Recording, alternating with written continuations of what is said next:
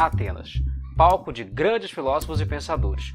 É de lá que vem a noção de democracia que o mundo ocidental tanto se vangloria hoje. E até mesmo a noção de cidadania. Nesse vídeo eu vou te explicar o que é cidadania, assim como suas origens e seus maiores desafios no mundo de hoje. Se você é novo por aqui, se inscreva. Isso nos incentiva a continuar criando conteúdo educativo aqui para o YouTube. Apesar da gente citar constantemente a Grécia Antiga como lar do conceito de cidadania, esse status de ser cidadão, ter direitos e deveres, não se aplicava a toda a população. Mulheres, escravos e estrangeiros não eram incluídos nesse processo. Essa posição cidadã era um privilégio que estava restrito aos homens. Essa cidadania proporcionava direitos muito importantes, como o voto e, consequentemente, a capacidade de decidir os rumos do Estado.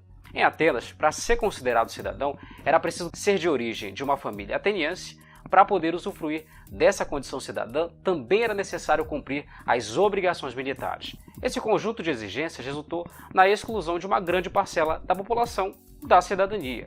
Assim, a cidadania era um privilégio de um pequeno grupo, de um grupo seleto. A ideia da cidadania que nós temos hoje, como direito a ter direitos, começa de fato a partir do século XVIII, graças às duas grandes revoluções: a Revolução Americana, de 1776, e a Revolução Francesa, de 1789. É durante a Revolução Francesa que nós temos a escrita da Declaração de Direitos do Homem e do Cidadão. Na medida em que o cidadão passa a ganhar poder e participação, o Estado vai minimizando seu caráter absolutista e convertendo-se em liberal. O que é cidadania? Um dos nomes mais conhecidos quando se fala em cidadania é do sociólogo britânico Thomas Marshall. Ele se dedicou a estudar o processo de consolidação da cidadania na Europa. Para Marshall, a cidadania é o resultado de um longo processo histórico.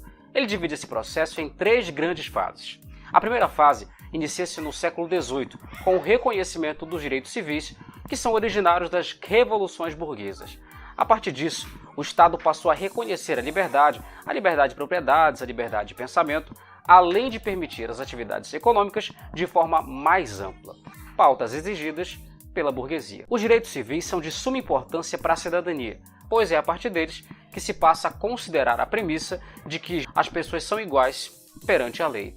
A segunda fase inicia-se no final do século XVIII e perpassa todo o século XIX. Trata-se da conquista dos direitos políticos. Os direitos políticos têm a ver com a possibilidade de participar do processo de decisões políticas e dos rumos do Estado. Assim, votar e ser votado é um exemplo de direito político. A terceira fase compreende o final do século XIX até a metade do século XX e diz respeito à criação dos direitos sociais.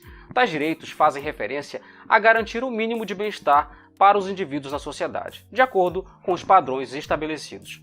Na Constituição brasileira está assegurado o seguinte conjunto de direitos sociais: direito à educação, direito à saúde, à alimentação, ao trabalho, à moradia, ao transporte, ao lazer, à segurança, à previdência social, à maternidade e à infância e à assistência aos desamparados. Desse modo, Thomas Marshall entendia que a cidadania é o conjunto desses três grupos de direitos: direitos civis, políticos e sociais. Mesmo com a existência e garantia de direitos, diversos grupos apenas a possuem de maneira formal. Ou seja, a lei garante o acesso a direitos, mas na prática é bem diferente. Além disso, segundo as Nações Unidas, em 2010, havia mais de 12 milhões de pessoas vivendo na condição de apátridas, pessoas que não possuíam nacionalidade de nenhum país, e assim não poderiam se incluir na categoria de cidadãos.